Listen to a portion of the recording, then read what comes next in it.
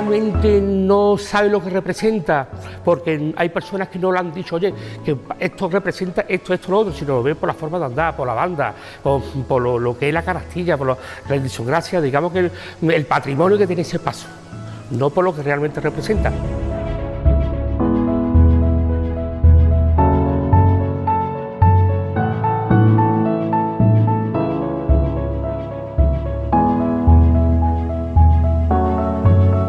Creo que tienen que pasar unos pocos de años más para que ese sevillano vaya conociendo un poquito más nuestro paso alegórico, pero lo que es la calle es un paso de mucha categoría, la verdad.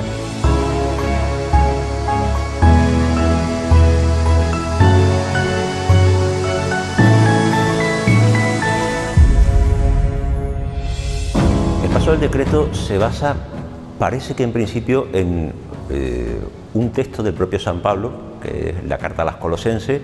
En esa carta a los Colosenses se menciona la palabra decreto, y realmente lo que viene sintetizando es a contarnos pues una especie de un momento trascendente, que evidentemente es un momento alegórico porque no existe como tal, que es ni más ni menos el momento en el cual Dios Padre concibe o admite o tiene la idea, entre comillas, ¿no?, de que él mismo, su Hijo, va a venir a la tierra, se va a hacer hombre y va, por medio de la muerte, a salvar al hombre del pecado, ¿no? Es decir, ese decreto, esa decisión es lo que viene a representar. Por eso el paso del decreto es una concesión tan compleja, una concesión muy clara. Recordemos que estamos en una hermandad trinitaria y evidentemente ahí tiene que estar representada la Trinidad: Dios Padre, Dios Hijo y Dios Espíritu Santo.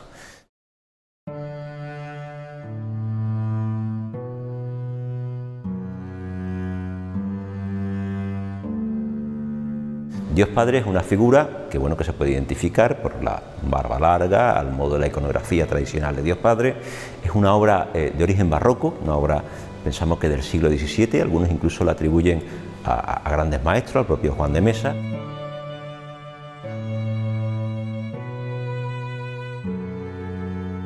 En el caso de Dios Hijo estamos también, la figura de Cristo, ante una imagen también muy remodelada, que casi con toda seguridad parte de una imagen que existía a comienzos del siglo XVIII. En la historia del Sagrado Decreto sabemos que el misterio salía en el siglo XVII y que en el siglo XVIII se hacen algunas reformas, con lo cual, pues evidentemente entre esas reformas parece que se circunscribe esa figura, pero que también va a sufrir numerosas reformas a lo largo de la historia, especialmente una que se hace a comienzos del siglo XX, de forma que Emilio Pizarro de la Cruz hace una remodelación que es tan profunda que la mayoría de los autores lo suelen identificar prácticamente como obra suya.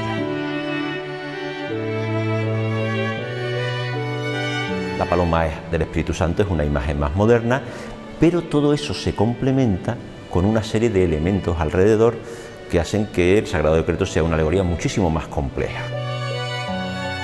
En primer lugar, los cuatro padres de la Iglesia: San Jerónimo, San Agustín, San Gregorio y San Ambrosio.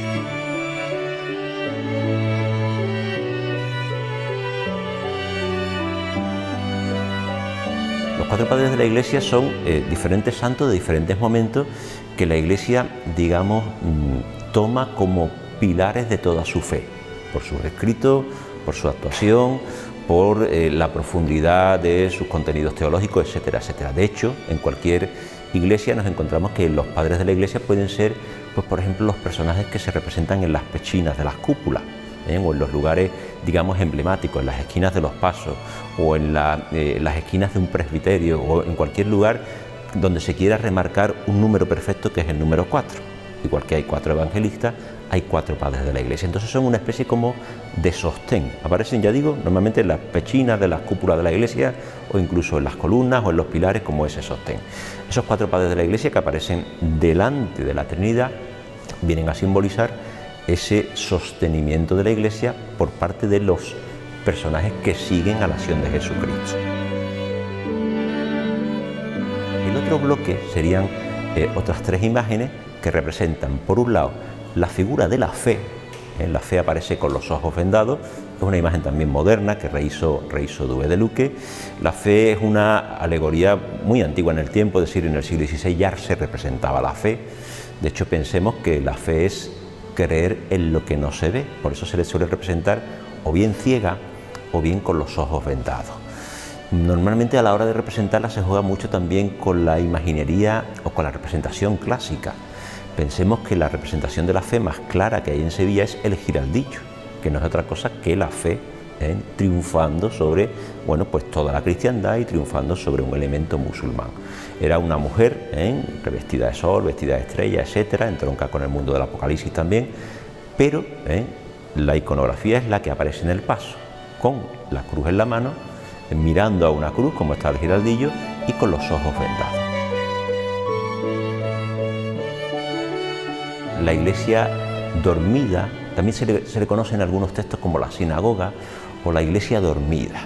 ¿Qué quiere decir eso? Bueno, pues es un poco jugar con la idea de que el cristianismo parte del judaísmo, no se nos olvide nunca, partimos del judaísmo y partimos hacia una religión completamente nueva. Es decir, se cambia del concepto judío de la figura de Dios Padre, la figura de Dios Padre rotundo, quizás terrible, quizás mucho menos cercano a la figura de Dios Hijo, de ese Dios Hijo que aparece en el mismo paso y que hace que la iglesia renazca, que la sinagoga desaparezca, se transforma en una iglesia, que la iglesia que estaba dormida se haga una iglesia despierta, una iglesia triunfante. Entonces ese sería ese símbolo de esa mujer que está recostada, que tiene una arquitectura en la mano. La arquitectura es un símbolo de la iglesia y esa simbología evidentemente, bueno, pues va entroncando, ya está a los pies de la Trinidad y va entroncando con esa idea.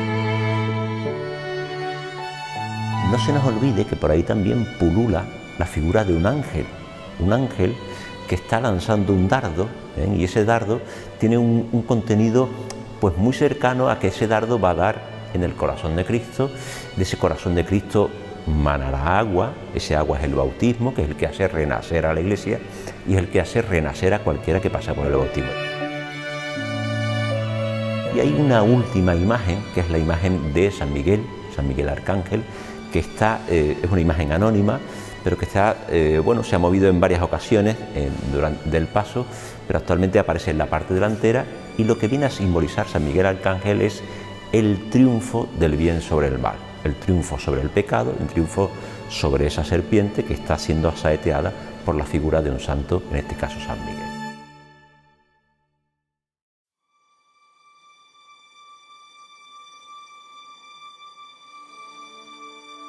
Los primeros años nos ha costado trabajito, pero bueno, según iba ya pasando los años, ya iba cogiendo el paso ya un nombre, un caché, ¿no? Bueno, en la hermandad llevamos ya muchos hermanos aquí muy antiguos, en paz descansa, ya han fallecido muchos, ¿no? Que siempre tenían digamos que la esperanza de sacar otra vez el paso alegórico a la calle.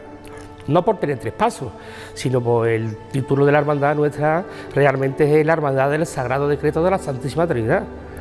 Lo llevamos como titular.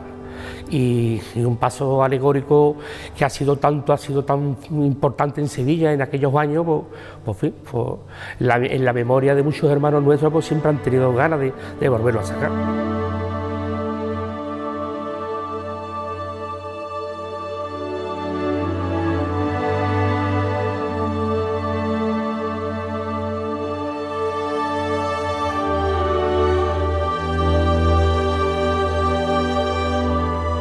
Cada vez me está gustando más porque cada vez hay más hermanos que quieren salir del acero en el decreto, que eso es una cosa, no sé, una cosa que te atrae, que te diga, en el decreto queréis salir. No sé si irá por llegar primero o no, pero muchos hermanos a la hora de sacar la papeleta diciendo, no, yo creo en el decreto. Cada vez va teniendo más cesación, tanto dentro de la hermandad como fuera de la hermandad.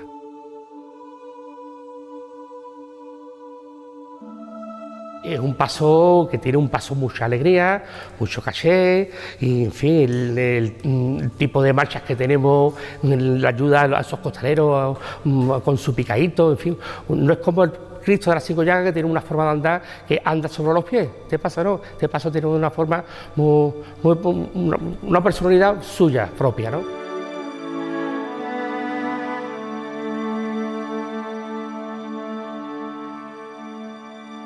Y era un paso que tenía un sentido que podríamos decir alegórico más complejo que el actual. ¿Por qué? Porque tenía 2 elementos que en la actualidad no existe. Esos dos elementos eran una gran palmera y luego un elemento que era el sol que aparecía, lo que la gente conocía como la galleta, ¿no? Que era un enorme sol en la parte posterior del paso que le daba un sentido, digamos que fuera de lo que normalmente tenemos nosotros por la concesión de los pasos de misterio, sobre todo en el siglo XX. En el año 95, los años 90 se recupera, y se recupera, bueno, con toda la reforma que le hace Dubé de Luque, y fueron unos años de cambio, y esos cambios fundamentalmente lo que condujeron es a transformar en una especie de paso de misterio al uso tradicional, es decir, todos esos elementos como el sol, esa galleta o la palmera o tantos elementos añadidos se fueron eliminando y se fueron jugando más con la idea de la conjunción o de la unión entre las diferentes figuras que forman el paso de misterio. Eso digamos que es algo que se ha repetido en muchas ocasiones en la Semana Santa, ¿no? Pensemos que, bueno, pues por hacer una comparativa, la Sagrada Entrada en Jerusalén llegó a tener una muralla y llegó a tener una palmera y una serie de elementos que luego se han ido reduciendo, ¿no? Bueno, pues el paso del Sagrado Decreto ha ocurrido algo muy parecido, se ha ido, digamos, misterificando, ¿no? A la juventud cofrade hoy en día, pues mira, pues sí, van a verlo, porque es un paso nuevo, un paso que tiene una forma de andar muy particular, una banda que es La Cigarrera, una de las mejores bandas que tenemos en Sevilla, eso que no llama la atención, ¿no? Pero realmente desde desde el nacimiento de esta hermandad, siempre el cofrade de a pie. Fíjate que estoy hablando de un sábado santo, un sábado santo que ya la gente ya está muy quemada, ya el fin de semana, los viernes, mucha gente a la playa, que ya nos quedamos aquí en Sevilla los que realmente queremos y nos gustan estas cosas, estas fiestas, ¿no? Pues yo creo que la mayoría de las personas cuando vengan a ver la Trinidad van a ver a ella, a la Esperanza, donde más bulla observo yo en la cofradía. Sobre todo cuando ya, bueno, en todos los recorridos, en la Cuesta del Bacalao, en las Farfas, en la calle del Solla, el regreso de la Trinidad desde que salimos de la catedral para acá es un fervor de sevillano increíble, hay muchísima gente viendo los pasos, ¿no? Pero sobre todo el que tira más es a la Esperanza.